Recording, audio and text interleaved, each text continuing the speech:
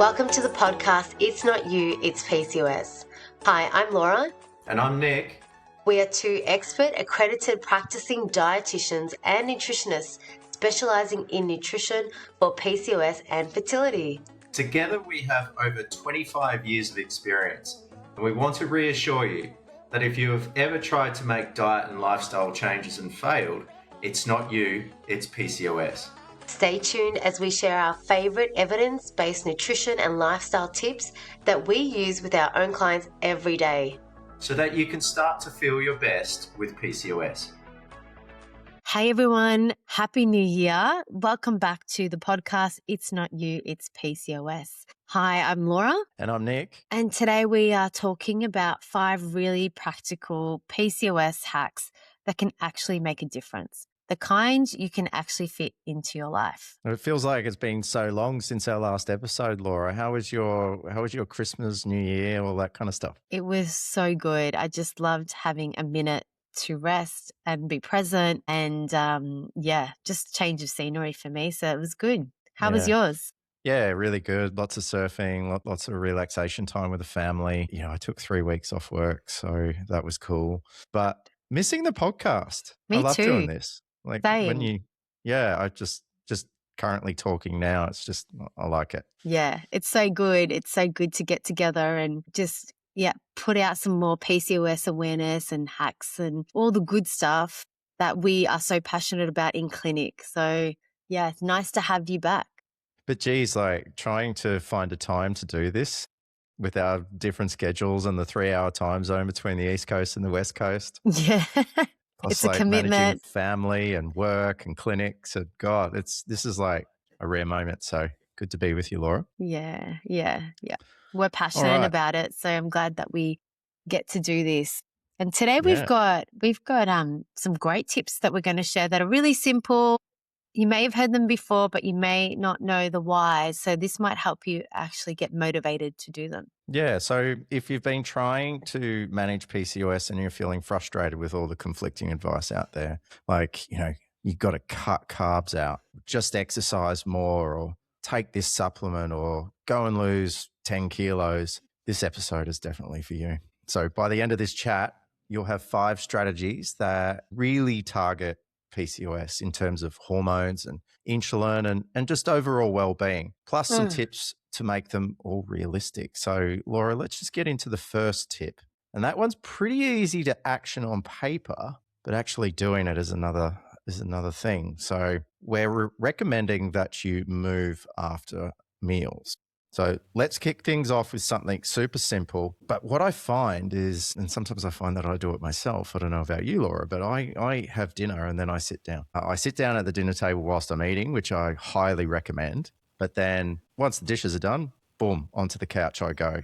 And sometimes I've just got to kick myself and go, hey, hang on, you got to practice what you preach, because this is an absolute game changer for blood sugar regulation. So just a short walk, say 10 to 15 minutes after eating. And it's not just dinner, it's breakfast, it's lunch. Whenever you eat a meal, staying somewhat active is a good idea because it helps keep your blood sugar steady. And that's the name of the game with PCOS. So your muscles will actually soak up that glucose from the meal, which helps your body manage insulin better. So it doesn't have to be a walk. Like some people don't like walking in the dark, particularly wintertime around their neighborhoods. It could just be vacuuming or hanging out some washing or cleaning up after the kids, or it could be anything. Just stay on your feet for 10, 15 minutes afterwards. You don't have to run a marathon or anything like that. Just make it quick and easy. Try and habit stack potentially. So when you do, like, incorporate it into your routine. So every time that maybe you call somebody after dinner, maybe when you call them, you're walking around the house, you've got your headphones on or what have you, and you're talking but remaining active. I mean, that's just one example of thousands that you could probably incorporate. So honestly, this one small habit can make a huge difference, and it helps avoid energy crashes. It reduces cravings later in the day, and over time, it actually supports insulin regulation. So a little tip, as I said before, pair it with something else. So maybe you're also trying to meditate or trying to relax after a busy, stressful day. you can do this at the same time. So you could pair it with some breathing. You can enjoy some fresh air, double the benefit for the stress plus the blood sugar. Love that. It's a game changer. If you haven't tried it, I highly recommend that you do.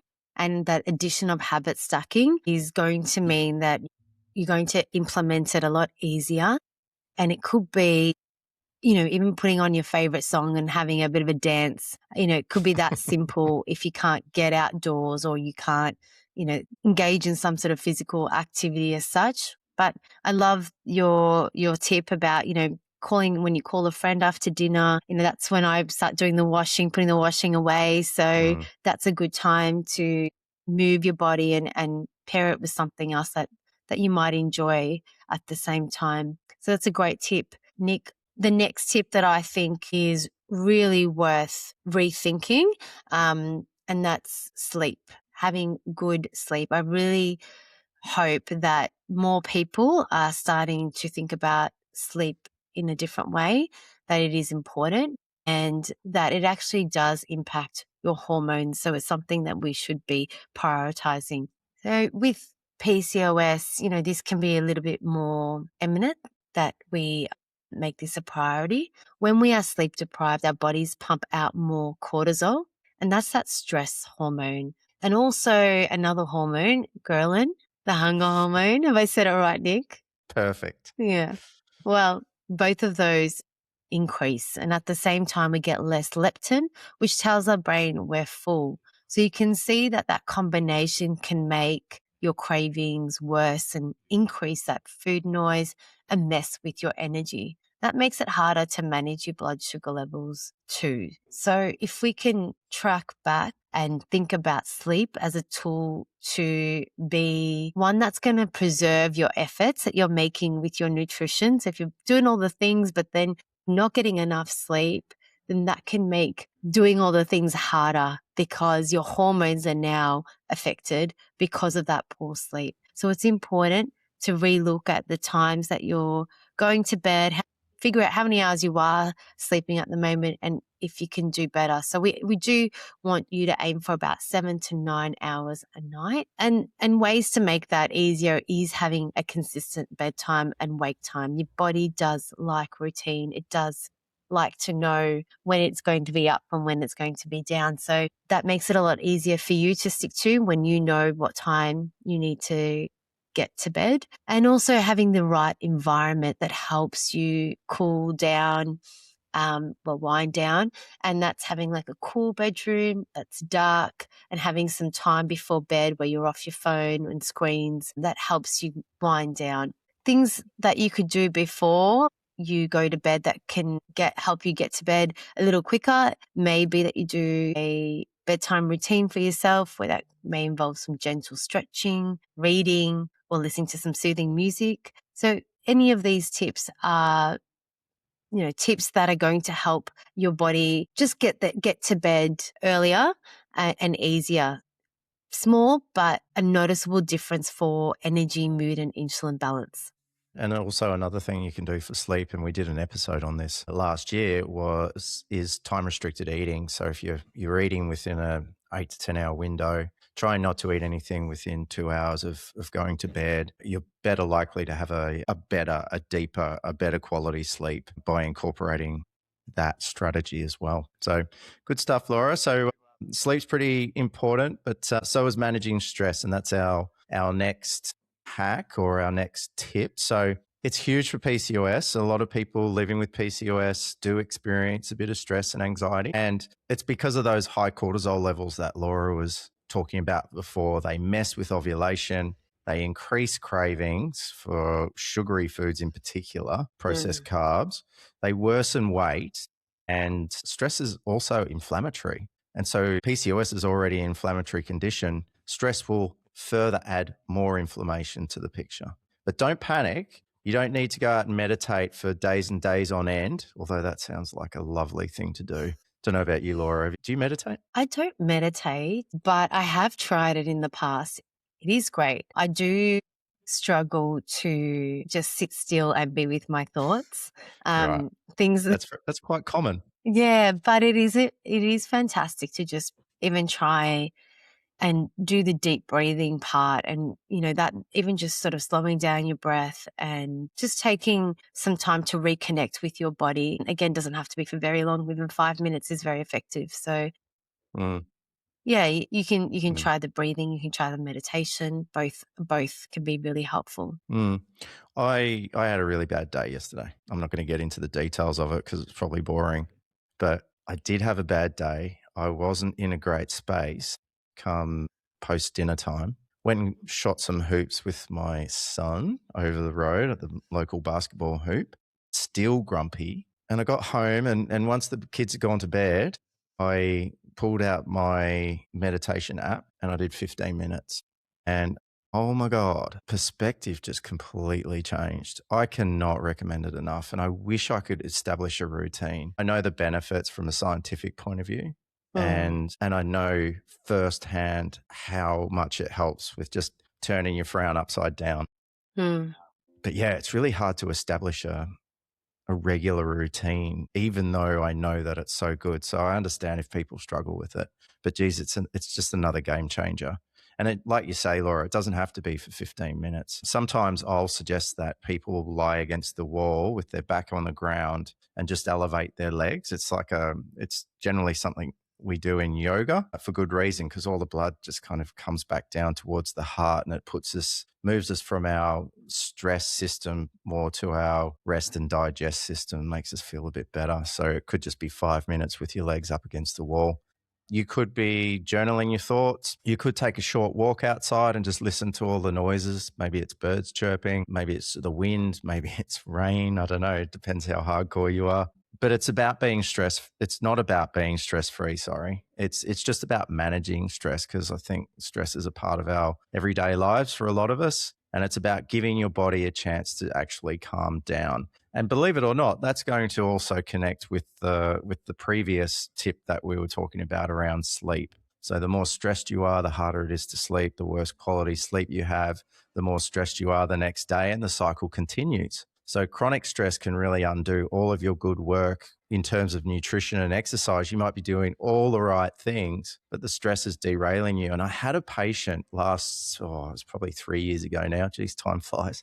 I had a patient about 3 years ago, and no word of a lie, Laura, her diet was perfect. It was better than mine, probably better than yours. Probably. I don't know. I haven't done a review with you before, but I assume yours is pretty good. Yeah. And she was doing everything right. And then she was really stressed with work. She went on a 3-week holiday. She was trying to lose weight. She was trying to improve her insulin sensitivity. She was trying to get her period more regular, all the things, right, with PCOS. And guess how many kilos she lost by going away for 3 weeks and eating out and holiday eating and walking a lot, as you do on holidays? Any ideas how many kilos she lost? I'm going to be adventurous here on this one because you sound really optimistic. Be 3 kilos. 5. Oh, I was going to say 5. Yep. 5 kilos. And so it's pretty hard not to think that stress may have been the cause. Well, And absolutely. it was really, really, really surprising. And she was like, it was such an aha moment for her. And we just, like, everyone's stressed all the time, and maybe not, but a lot of people do claim that they're stressed. And it's just entwined in our everyday lives. And we just push it aside. Oh yeah, I'm stressed. It actually contributes. So this tip is a huge one, and I highly recommend trying to incorporate stress management techniques. Absolutely. And I just quickly will add one more thing to that. When you are stressed, it is hard to engage in making positive diet and lifestyle changes consistently. And that's the thing, is consistently, because we're just trying to squeeze it into these pockets of time. And that can make us feel, the mental load of thinking about it, of when are we going to squeeze it in, and sometimes we may feel bad for not being able to get it in. So I think working backwards is also a great strategy where we talked about sleep earlier, having a consistent bedtime, working out when you're going to have your dinner and when you're going to stop eating, you're working to like that 7 to 9 hours sleep. So then what time are you waking up? And then looking at the time that's left. Because when you know your time really well, you do find time And I think that's the part where most people don't realize when they're stuck in this stress cycle that they're just rolling with it. And if we can take a step back and write everything down and start to figure out, well, where am I losing time unnecessarily and where is time that I can be spending on, going for a short walk outside or sitting down for 5 minutes and just getting in that practice of deep breathing. And when I do this exercise with my clients, they do find time and then are able to stick to that time consistently. So work backwards and then find your time where you can slot that in and make it a consistent habit. That's another way to kind of pop it into the diary. Yeah, and you just made me, I just had a little light bulb moment then when you were talking, Laura. A lot of these, like we've chosen 5 tips today, and we were actually thinking, is that too many? Because the last thing we want to do here is create more stress. Oh, I've got to eat within 8 to 10 hour window. I've got to eat really well-balanced meals. I've got to make sure I get good sleep. I've got to make sure that I'm practicing all my stress management techniques. We've got another, I think we've got another tip after this as well, which I'm going to keep the suspense going on that one. But, like it can feel like a massive mountain that you've got to climb, and incorporating all that with work and family. And so I think the last thing we want to do here is add to your load. So like Laura says, work your way back, work out where you got the time, be real adult about it, real rational, and go, all right, Rome wasn't built in a day. And neither is better management of PCOS. So let's just start with one little thing and grow from there, build confidence, and only move forward when we're actually sustaining the behavior change that we're trying to establish. So is it, you're going for a walk after dinner every night? You wouldn't take that on plus a few of the other hacks until you've established that behavior and you don't have to think about it as much. And actually, that reminds me, some of my patients call it a glucose walk. They're really incorporating, and I like that little tag. It's a glucose walk. I've got to go on my glucose walk now, darling, and off you go, right? Yeah. So last thing we want to do is stress you out even further. Be really systematic about it. And before you know it, you'll be incorporating all of our 5 hacks and you'll notice a huge change in your PCOS.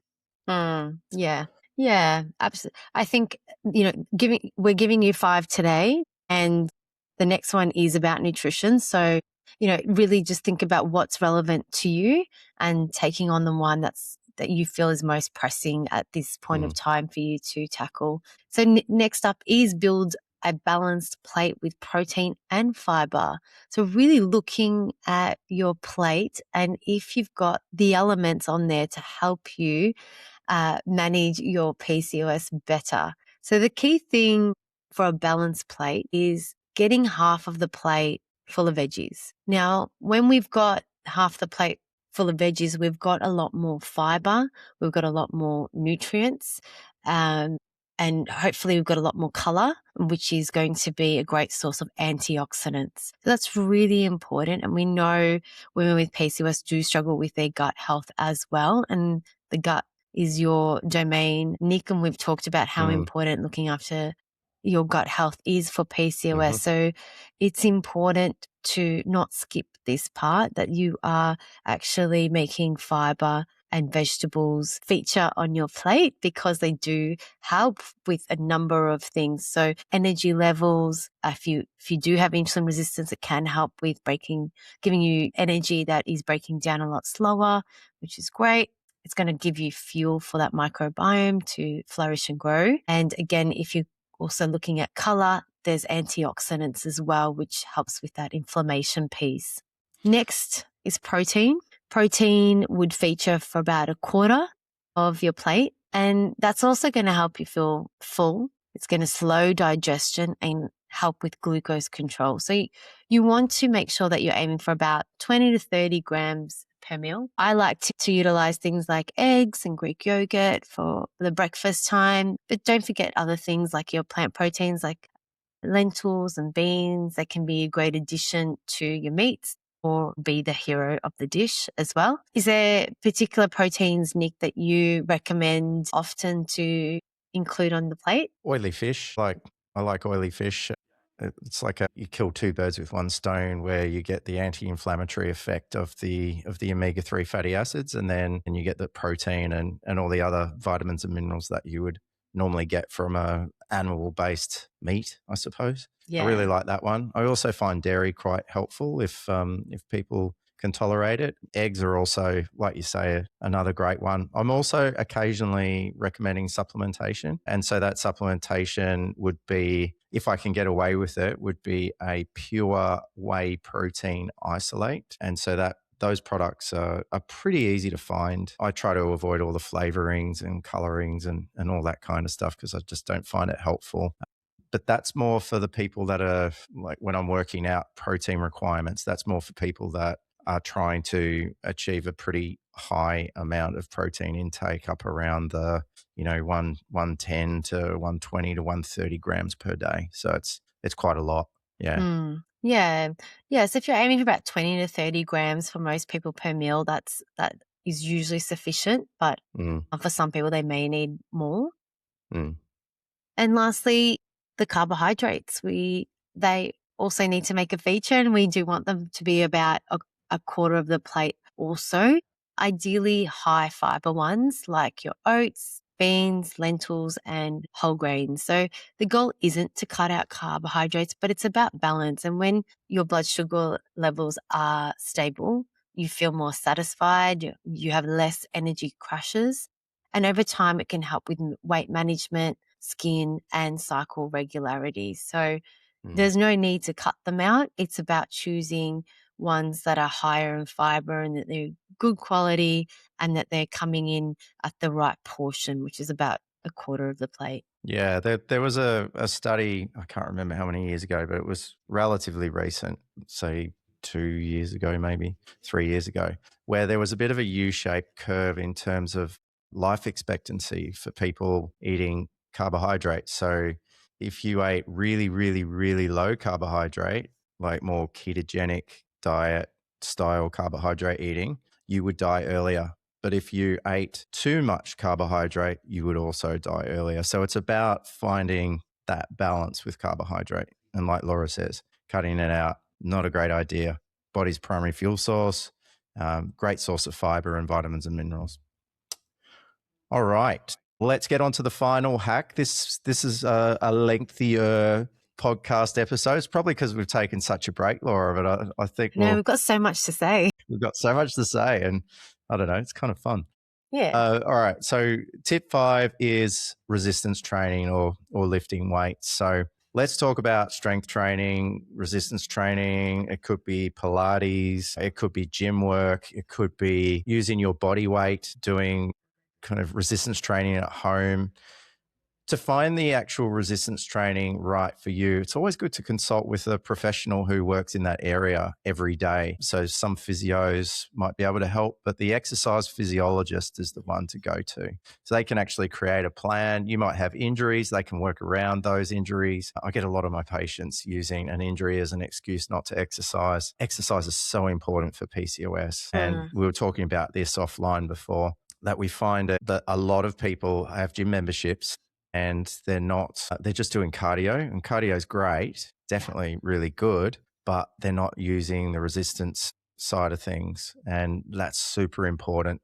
And I've got this analogy for resistance training. It has a similar effect on your body, but it's a much more natural effect, as does metformin or inositol, where it's an insulin sensitizer. So the more muscle mass that you carry, the better able you are to process your carbohydrates and reduce your insulin resistance. It's also a calorie burner. So unlike cardio, where you do your cardio, you burn a whole bunch of calories, and generally that's it. I mean, there is a bit of a lasting effect, but what muscle mass does, when you increase muscle mass, you're actually burning more energy when you're sleeping, because your body requires more energy to function because of that muscle mass. So super, super important. And I mean, I've seen some amazing transformations. I don't know about you, Laura, but wow, like a patient who had never lifted a weight before is now doing 3 resistance training sessions a week. Her insulin is reducing, her hirsutism, her facial hair is disappearing. Like, her mood is better. Like I could go on and on and on. It's such a game changer. And Yeah. so it also makes your body stronger and more capable, which is super cool. And I've noticed that myself after getting back into the gym after about 10 years off. I can lift things more. I can walk upstairs without huffing and puffing, throwing my kids around. It's awesome. So highly recommend it. Yeah, I do too. It is a fantastic strategy to help manage your glucose and insulin better. And it's without taking a pill. It's literally heading to the gym and getting some advice first if you're new to lifting weights, getting some advice sort of to understand where to start. But even, using your body weight is a good starting point at home, doing some squats, sitting on your couch as the bench, and then adding to that over time. It's definitely worth giving it a go. Just be sensible about it though. This is just an afterthought. You don't go straight to 100 kilos on the bench press. If you don't know what you're doing, seek some help. Start off slow. An injury will just derail you. Try and do it sensibly. Don't take on more than you can handle. Start with one session a week. Once you've got that locked in, for me, it was Monday straight after clinic. I said, this is just part of my routine. I was able to sustain it. Then once I was ready to take on another session a week, I took on Tuesdays and so on and so forth. So don't get injured. Don't lift too heavy weights to begin with. Do your exercises properly or learn how to do them properly. And it's going to be an absolute winner for you. Brilliant advice. Thanks, Nick.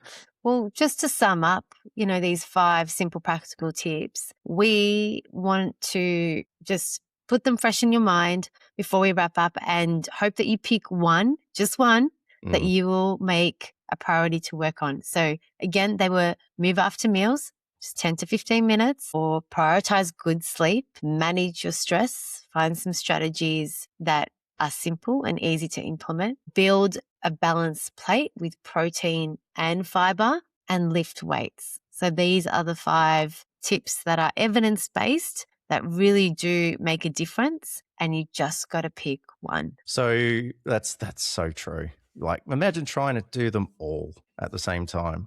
Kudos to you if you can do that. I personally couldn't do that if I hadn't started doing these things previously. But anyway, everyone's different.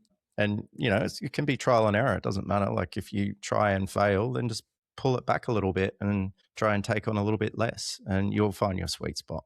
So let's wrap it up. If this episode was helpful, share it with a friend who has PCOS or leave a review for us, preferably a 5-star one. If it helps more women find the podcast and feel supported, that's one of our main aims. So thanks for listening. And remember, it's not you, it's PCOS. Thanks, guys. Thanks, guys.